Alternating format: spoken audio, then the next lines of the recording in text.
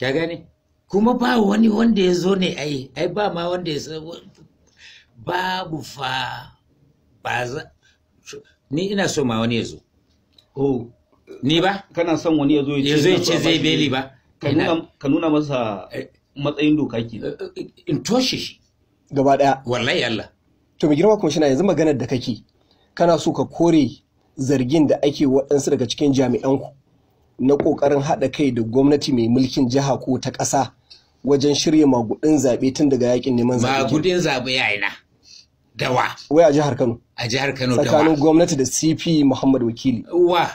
Ne ban da jiya ma na ga gwamna. Ban gan shi ba. Tun da na zo ban gan shi ba sai jiya da zamu yi security meeting. Gaba ɗaya. Kai ɗan jarida ne je ka tambaye shi ko ya ga CP. A'a haba Alhaji. Ba za a yi wannan da kai ba. Wai ba ku gane ba ne kam. Ba ku gane wai shi aiki amana ne ba. Amana kuma daga gun mahalicinmu. Ai in ka zama gwamna, in ka zama ɗan siyasa, in ka zama CP, in ka zama shugaban ƙasa Alhaji. Na ɗaya Allah zai tambaye ka. Na biyu mutanen gari za su tambaye ka. Ko ba haka ba? Na uku kana da 'ya'ya da jikoki a zo sai buga 'ya'yana tambarin an yi rashin gaskiya da ni ba da ni ba. Ni fa ba a rashin gaskiya da ni Alhaji. Ba a rashin gaskiya da ni don na fi jin tsoron Allah da mutum.